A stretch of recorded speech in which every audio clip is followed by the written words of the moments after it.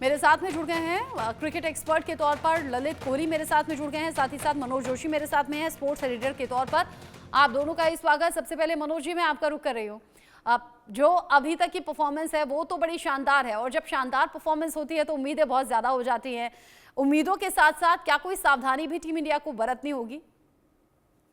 जी हाँ, बिल्कुल। बहुत अच्छा सवाल है, क्योंकि हम लोग बहुत ज्यादा क्योंकि भारतवासी होने का परिचय देते हैं कि भाई हम जीतेंगे, क्योंकि हमने कोई मैच हारा नहीं है। जैसा कि थोड़ी देर पहले आपने बताया, हमने सारे, एक बात और मैं जोड़ दूं कि हमने सभी मैचों में अपनी अपोनेंट टीमों को ऑल आउट किया है, जो न्यूजीलैंड नहीं कर पाया है। और इसके अलावा अगर आप देखें तो शुरुआती विकेट झटकना जो है वो न्यूजीलैंड की पुरानी आदत है, और यहाँ पर हेनरी से हमें खास तौर पर सावधान होना होगा। ये वही हेनरी है जिन्होंने 5 विकेट हॉल किया था भारत के खिलाफ, और इतना ही नहीं, 2019 के वर्ल्ड कप में भी वो स्टार साबित हुए थे। भारतीय बल्लेबाजी बहुत परेशानी में रही थी। उसके अलावा उनकी फील्डिंग बहुत शानदार है। हमें जो है कैचेस आप देखें, जिस तरह से केन विलियमसन ने कट करने की बजाय स्टीयर करने पर ज्यादा ध्यान दिया। कोशिश यही थी कि हवा में कम से कम शॉट्स खेलें।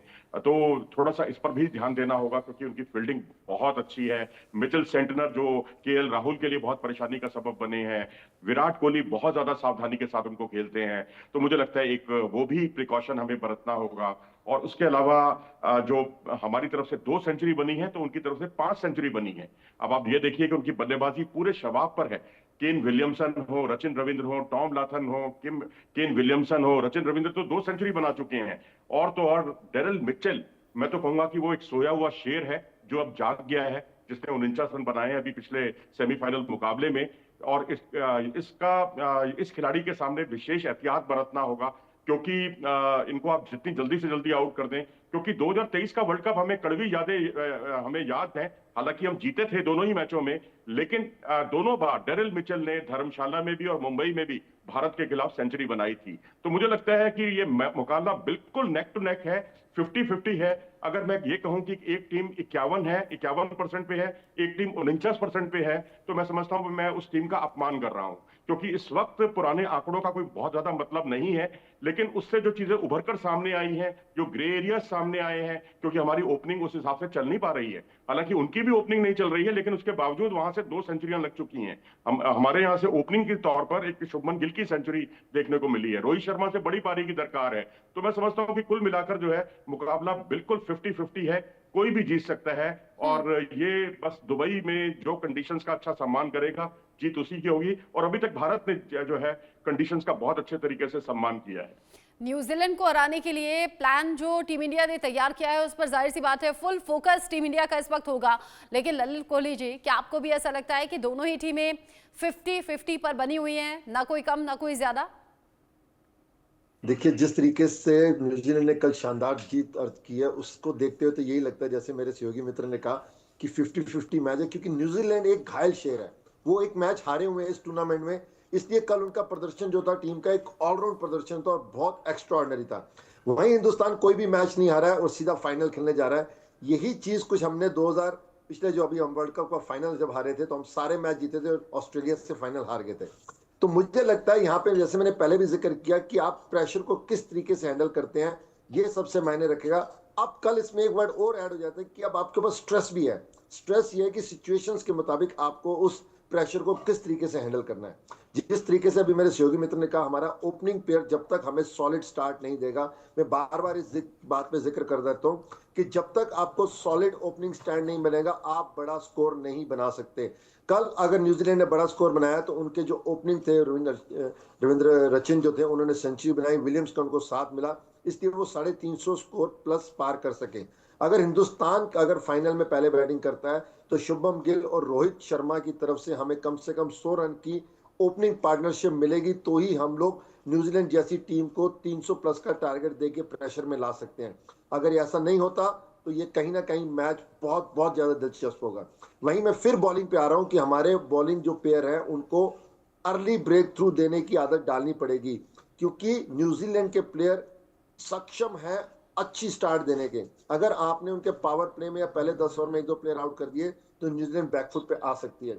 लेकिन जैसे मेरे सहयोगी मित्र ने कहा, मैं एज ए हिंदुस्तानी होने के नाते फिर भी हिंदुस्तान के साथ 51% जाऊंगा, 49% मैं न्यूजीलैंड के साथ जाऊंगा। क्योंकि जिस तरीके का प्रदर्शन इंडियन टीम कर रही है, खास तौर पे फील्डिंग में अगर आप देखेंगे, ठीक है, थोड़ा सा केएल राहुल विकेट कीपिंग में चूके हैं, लेकिन जिस तरीके से उन्होंने वापसी की है वो भी अपने आप में काबिले तारीफ है। तो 51-49 आंकड़ा ये रहेगा।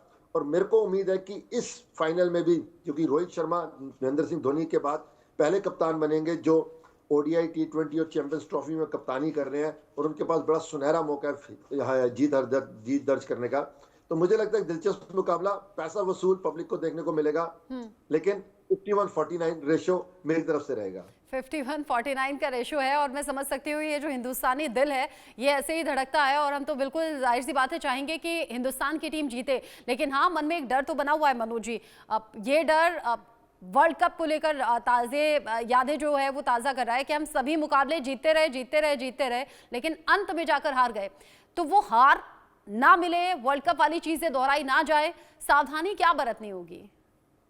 देखिए, सबसे पहले तो आपने ऑस्ट्रेलिया का दुखती रग पर आपने उंगली रख दी है, तो मैं उसको क्लियर कर दूं कि 19 नवंबर को का जो हिसाब है, हमने 4 मार्च को बखूबी चुकता किया ऑस्ट्रेलिया से। और अब जो 15 अक्टूबर का जो जख्म है जो न्यूजीलैंड ने हमें दिए थे 25 साल पहले फाइनल मुकाबले में, जिसमें भारत की तरफ से सौरभ गांगुली ने सेंचुरी बनाई थी, और वहां जो क्रिस केन्स थे उनकी पारी भारी पड़ी थी हमारे सौरभ गांगुली की पारी पर। हालांकि सचिन भी अच्छा खेले थे, लेकिन ओवरऑल उनका टीम वर्क देखते ही बनता था।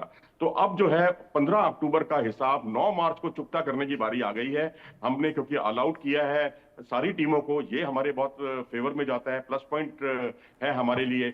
रन उन्होंने ज्यादा बनाए हैं, लेकिन ये बात समझी भी जा सकती है उसका कोई बहुत मतलब नहीं है, क्योंकि आपने पाटा विकेटों पर रन बनाए हैं, लाहौर में बनाए हैं, कराची में बनाए हैं, लेकिन यहां पर भारत ने मुश्किल हालात में जो है रन बनाए हैं। अब हमारे पास श्रेयस अय्यर जैसा मोस्ट कंसिस्टेंट प्लेयर है जो नंबर 4 पर एक खूंटा गाड़कर खेलने में सिद्धस्त है। अगर वहां केन विलियमसन है तो यहाँ श्रेयस अय्यर है। अब आप देखिए, श्रेयस अय्यर भारत के संकट मोचक साबित हुए हैं। आप न्यूजीलैंड के खिलाफ देख लें, अगर आप ऑस्ट्रेलिया के खिलाफ देखें तो 43 रन पर 2 विकेट, और उसके बाद उन्होंने विराट के साथ 91 रन की भागीदारी की। इसके अलावा न्यूजीलैंड के खिलाफ देखें तो 30 रन में 3 विकेट भारत ने खो दिए थे, और उसके बाद उन्होंने 98 रन की भागीदारी अक्षर पटेल के साथ की। इसी तरीके से उन्होंने जो है पाकिस्तान के खिलाफ जो है सेंचुरी पार्टनरशिप की है बहुत शानदार तरीके से, वो भी कमाल की थी विराट कोहली के साथ। तो एक संकट मोचक है हमारे लिए श्रेयस अय्यर, हमारा बहुत बड़ा एसेट है। उनके प्रदर्शन में निरंतरता है, तो निरंतरता शुभमन गिल में भी थी, लेकिन यहां थोड़ी सी निरंतरता गड़बड़ाई है पिछले 2 मैचों से। लेकिन वहां पर सचिन रविंद्र 2 सेंचुरी बना चुके हैं, उधर केन विलियमसन बड़े मैच के खिलाड़ी हैं, तो इधर विराट कोहली बड़े मैच के खिलाड़ी हैं।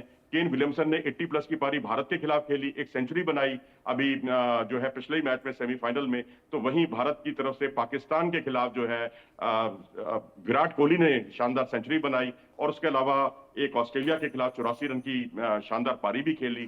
तो मोस्ट कंसिस्टेंट प्लेयर अगर वहां सचिन रविंद्र है तो यहाँ श्रेयस है, और वहां अगर केन विलियमसन है एक बड़े मैच के खिलाड़ी, तो इधर यहाँ विराट कोहली हैं बड़े मैच के खिलाड़ी। जब बड़े खिलाड़ियों का जिक्र हो रहा है तो देखिए, जब हमने जो डेटा अभी सामने रखा है दर्शकों के, मनोज जी आपने कहा यहाँ तो 1 सेंचुरी बनी है, वहां 5 बन गई, तो हमें संभलना होगा। मैट हेनरी जो कि बनी है, हाँ अच्छा, हमारे यहाँ 2 बनी है, उधर 5 बनी है। और मैट हेनरी जिन्होंने कि 10 विकेट ले लिए, और हमारे यहाँ तो ये 10 का आंकड़ा नहीं छू पाए। तो अगर इस तरीके से देखें तो पलड़ा यहाँ न्यूजीलैंड का भारी है क्या? देखिए, गेंदबाजी के लिहाज से तो मैं कहूंगा पलड़ा थोड़ा सा भारी इसलिए एज है उनको, क्योंकि उन्होंने पाटा विकेटों पर इतने सारे विकेट हासिल किए हैं। तो हम क्योंकि मुश्किल हालात थे, मुश्किल हालात में विकेट चटकाना थोड़ा सा आसान होता है, लेकिन रन बनाना मुश्किल होता है। तो रन बनाने के मामले में निश्चित तौर पर भारत ज्यादा फेवरेट है। बस टॉप ऑर्डर, जैसा अभी कोहली जी ने कहा कि टॉप ऑर्डर का चलना और खासकर सलामी बल्लेबाजों का चलना बहुत जरूरी है। लेकिन फिर वही बात आती है घूम फिरकर कि मिचेल सेंटनर को खेलने के लिए एक अलग से स्ट्रेटेजी बनानी होगी, क्योंकि और तो और जो जेमिसन है जिन्हें हम काउंट ही नहीं कर रहे हैं, वो बहुत किफायती साबित हो रहे हैं, रन नहीं दे रहे हैं, और दूसरे छोर पर विकेट चटकाने का काम हेनरी कर रहे हैं। तो ये कॉम्बिनेशन जो है हमारा कहीं ना कहीं गड़बड़ाता हुआ नजर आ रहा है, क्योंकि हम हार्दिक पांड्या पर बहुत ज्यादा निर्भर हो गए हैं। अब मैं तो कहूंगा कि केएल राहुल ने जो छक्का लगाकर जो भारत की विरासत है कि विकेट कीपर द्वारा छक्का लगाकर मैच जिताने की जो महेंद्र सिंह धोनी किया करते थे, वो काम केएल राहुल ने किया। तो अब ये है कि हमारी एडेप्टेबिलिटी बहुत अच्छी है हमारी बल्लेबाजी क्रम की, क्योंकि अगर हम अक्षर पटेल को प्रमोट करते हैं तो अक्षर पटेल विराट के साथ एक बहुत अच्छी पार्टनरशिप को हाँ। अंजाम देते हैं, 90 प्लस की पार्टनरशिप करके खतरा डालते हैं। केएल राहुल जो टुक टुक करने के लिए डिफेंसिव शॉट्स खेलने के लिए जाने जाते हैं, वो भी आक्रामक जरूरत पड़ने पर और आक्रामक केएल राहुल को बल्लेबाजी लेकर करते हैं। तो जब फील्ड में रिपोर्टर्स पहुंचे थे तो बहुत से लोगों ने कहा था केएल राहुल बड़ा स्लो खेल रहे हैं, तो वो लगता है कि वो शिकायतें भी थोड़ी दूर हुई होंगी।